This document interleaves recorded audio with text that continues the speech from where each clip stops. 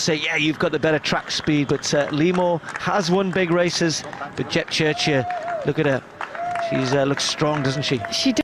Look at the contrasting style of the two runners, and Jepchirchir is very, very rocking side to side and probably wasting a little bit of energy there. I'd say she's, well, obviously being younger, she's much more of a raw Cynthia Limo. I think hers is very metronomic, that long loping stride there, but very little arm movement. Waste energy there, and certainly the more experienced racing over this half marathon distance, but it doesn't always come down to experience. It comes down to who wants the victory more and who's got that little bit more energy left in the legs as we get into these closing stages. And the closing stages will determine the gold medal here.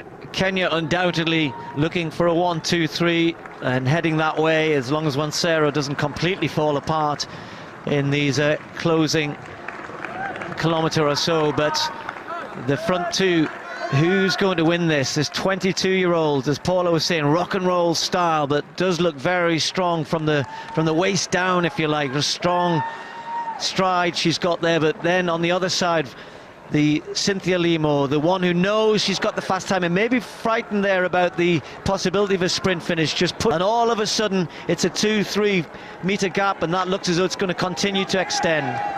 Yeah, that was a quick opening up of that very small gap. It's still a gap that could close, but certainly it looked a little bit like maybe the elder teammate.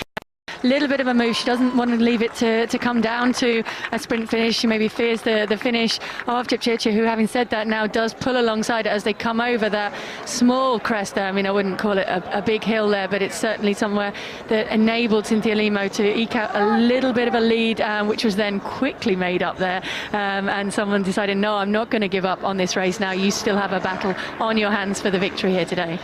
And it's amazing, isn't it, how the confidence can shift from one to the other. Limo goes and gets a few meters, thinks, I've got this, and then suddenly that lead disappears, and then all of a sudden Jepchirchir says, oh, I've reeled it back in, I can win this. But the two of them right in the closing stages here, this is going to come down to a sprint finish. Jepchirchir, 22-year-old, Cynthia Limo, the 6th fastest half marathon runner of all time, suddenly finding the sprint of the youngster. Looks as though it's a winning one here. Opens up to 5, 6, 7, 8, 10 meters, and look at her go.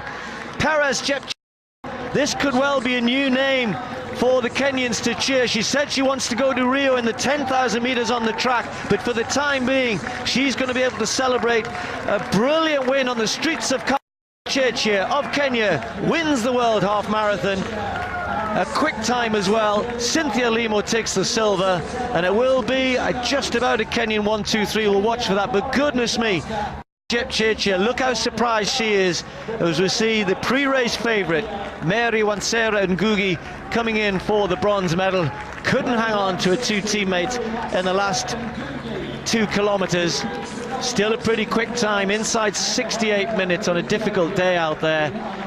But Kenya dominant once more, as Gudetta rewarded with a 4th place finish. But, well, we wonder, didn't we, in that effort, Paula, as we said, and you know, Ngugi, sorry,